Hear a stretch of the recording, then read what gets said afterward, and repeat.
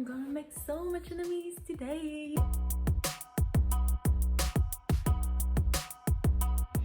Hello and welcome back to my channel and my new setting. I have my shelves. There's two more shelves you cannot see, but I'll show you that in another video, because today we are here to talk about my most disappointing reads of 2020. The books that I thought I would love, that's why I read them, because if I thought I hated them, I wouldn't read them, that ended up being very disappointing, and ended up sometimes getting very mad about some of the stuff that happened in those books. So we're here to talk about that. If you love those books, good for you. This means nothing to your reading taste or like the books that you love. It's just my opinion about the books that I didn't really like. So I'm gonna start in the worst possible way, because this is a book that everybody loved. This is an author that everybody loves, and I didn't. It is V.E. Schwab, Vicious by V.E. Schwab. So if you're not familiar with the plot of this book, even though it's like one of the most highly rated on Goodreads and everybody on BookTube talks about it, it's YA science fiction type of things where two best friends at uni who discover a way to make themselves have superpowers, and one of them goes bonkers and decide to kill every single person who has superpowers, and the other ones holds a grudge against him and try to stop him, but more out of spite than anything. I didn't like this book because it was the flattest, most unexciting, evil characters to read. The book structure, at first I really enjoyed it, because you get one chapter with one of the best friends or best enemies and one chapter with the other, and the chapters are super short, like 1 or 2 pages. At first I loved it because it meant the pacing was super fast, but then I got very tired of it, like switching back and forth between the two, and one of them is whining the whole time, and like we get past and present as well, and so you get these two storylines. You know where the past storyline is going to, you just want to be in the present. It's just dragged on the story, and it was boring and so predictable. Like at the ending I was like, yeah, great, I knew you were going there, woohoo.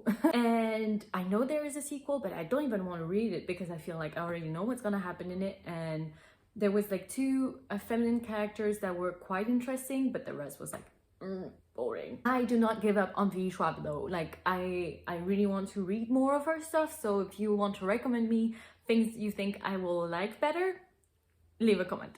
Okay, second one. I am so angry to that story. I get so mad whenever I talk about it. It just have such an amount of rage against it for some reason. I have to get it out. So it is The Wrath of the Dawn by Renée Ahdieh. A lot of people that I trust with their opinions gave a good review to that book, and it was 3-4 years ago, so maybe they changed their mind, or maybe their reading taste changed. This book is a retelling of the 1000 Arabian Nights. I thought it was YA high fantasy set in the Middle Eastern. So in that retelling, we have a caliph that every single day marries a new bride and kill her by dawn. And Sherazad, the girl we follow, her best friend was one of the girls who that happened to, and so she decides that she is gonna be taken by the king, but she's gonna kill him before he kills her. So premise, good. Execution, bad. Basically, little spoiler, this happens in like the first 2 chapters. She marries the guys, he comes to her bed at night, and he's so cute that she decides not to kill him. Yeah, that's it. Every time Sherazad walks into a room, you get, she's so gorgeous, she's so beautiful, oh, she's breathtaking. Every single time the caliph, whatever his name was, walks into a room, it's like, oh, he's handsome, he's powerful, how can I kill him, he's so beautiful.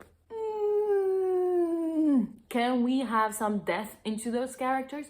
No, we can't. Can we have a plot that makes sense? No, we can't. There is some big scenes of violence in them. They are never talked about after. They have no consequences whatsoever. This enrages me. And what enrages me even more is that so many people give it such a great rating. Like, reread the same thing.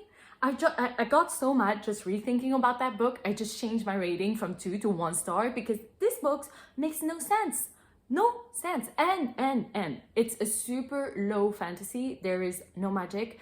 I know this is my bad because I was thinking it was and it's not, but and I read a summary of what happened in the second one. Don't even bother reading the second one. Doesn't make it worth it. Third, The Mitford Murders by Jessica Fellows. I got very excited about this because I love historical murder mysteries. It's a YA one, so that's pretty rare and pretty cool. And it is written by one of the person who wrote some of the Downton Abbey books. So I was like, yay! And I got very disappointed, not like everybody else, because it was not so much about the Mitford sisters. I didn't know anything about the Mitford sisters going into it, but a lot of people thought it was an important part of the plot. It's not. If you want to read that because of the Mitford sisters are in it, it's not a huge part of the books. I got very disappointed because all the side characters are super bland. There's no depth to them. The atmosphere of 1919 to 1921 would have been super cool to bring it up. Apart from like some consequences of World War I, there is no atmosphere of like the roaring 20s into it. There's no descriptions of rooms or gowns or, you know, things that make you feel like you're not in a modern setting, but in the 1920s setting. And the one thing that was very interesting about this book as well is that it's the real murder that happened and was never solved. So cool, you say. Yes, but that makes the murder very boring. The girls ended up solving it in the book, but it was just very dragged on. The whole story felt super dragged on. I'm not gonna continue with it because it's a 6-book series and I don't feel compelled at all to follow through with it. Next, we have an epic high fantasy series. I know, I love that usually. This one was recommended to me by my best friend Delphine. She read them when she was a teenager. She loved them. She read them so much. And I thought, great, I'm gonna love them. It is the Farseer Trilogy. It's the whole books by Robin Hobb. She has a big like 15-book series or something like that. I read that when I found YouTube at first in 2019. I went through with the first 3 books. Yeah, I've read the first 3 books. Like, look at me. I didn't give up. The first one was super long, super dragged on, couldn't connect with the main character, Fitz, at all. The author made me want to sleep all the damn time. I was reading something and I just couldn't retain the information that was given to me. She managed to make assassin education story boring. How can this happen? I don't know. There's 2 magic systems in that story, but they are not really explained for so long. Like, you get to the 3rd book and you're still like, and it's not in like a Stormlight Archive way. No, she doesn't even give you breadcrumbs to build upon. No, it's like nothing. You just don't know anything about how the magic works because they don't even know how the magic works. It was the less action-driven epic fantasy book ever. Okay, so that said, I was like, okay, maybe the first trilogy was not for me. So I decided to read the Life Ship Trader trilogy this year. The first book is Ship of Magic. I give that a try. I tried reading it physically. I have it here. I tried reading this physically. I tried reading it on audiobook. I couldn't just retain the story. It just went through my head. And maybe it's the writing style of Robin Hobb. I just don't connect with it at all. I DNF it at this, so it's like 140 pages. Nothing happened. Nothing really interesting happened.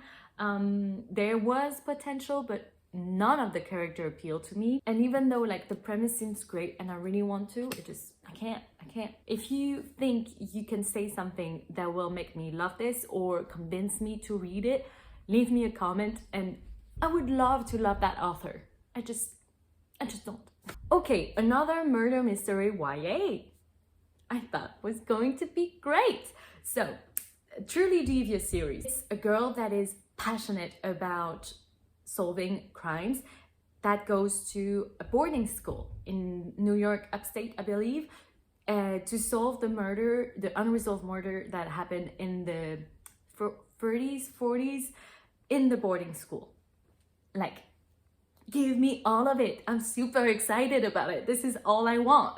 The first book was meh, like there was some room to grow. The characterization of the main character was like a bit the pacing and the believability of the whole thing was like you get so many times like, oh, she is such the uncool kid, nobody wants to hang out with her because she's so uncool in a school where so many people are so cool. All the side characters sounded so great, so cool, but there are no depth to them. They are not explored at all where they could have been. There is one main guy character, I cannot remember his name. Why do you make all the guys like this? Like, oh, he's so bad, but I so want to be with him. Why?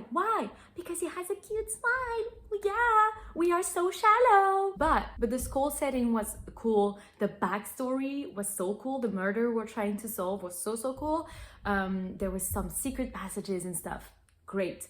But at the end of the first book, you don't solve the murder. You don't get a clue where you're gonna trying to theorize, waiting for the second book with like all of your red yarn and your big board. No, you don't get that. So the good thing was when I read this, the whole series was out, so I can just continue on. Second book, can't remember what happened, but I give it 4 stars and I have a good feeling about it. I enjoyed it from what I remember. The last book, did the ending take me by surprise? No. Did we rush to the ending? Yes. Was there a lot more clues that were given with a lot of build-up that ended up nowhere with no resolution whatsoever? And yes. Need I say more? And the last one that everyone was raving about, that made me buy a physical copy of it, where it's so expensive for me to get physical copy, okay? And I hate it so much I don't even want to put it on my shelves. It's Illuminae. So one super cool thing about it that makes me want to give it 1,000 stars is the format. The format of it, it's super cool. So you follow 2 main characters, teenagers, YA science fiction, where they are on a planet that is being under attack. The people are trying to flee these conflicts, are getting on board of 3 different ships. Of course, the 2 main characters, the lovers, they are separated and put on 2 different ships. This is the story of that, of them getting away and trying to communicate between the 2 different ships and understand what's going on. And the format is so cool because you get like wiki pages, you get like a transcript of conversation they had, like written down conversation. You have like official report of what happened on board of the ship, what's going on. Like you have the AI as well, who's this transcript of what the AI thinks. So it's super cool. But the 2 main characters are just caricatures of teenagers.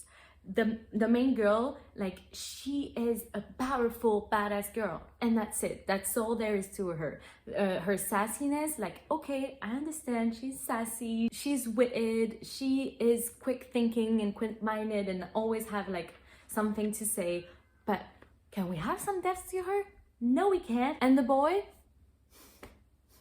like, and their love story, and that's it.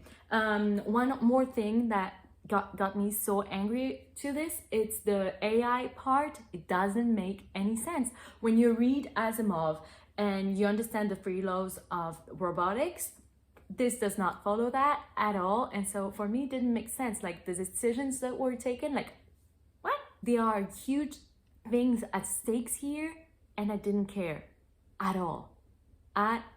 So to sum up, very interesting premise, super innovating format, very boring love story, and irrational execution.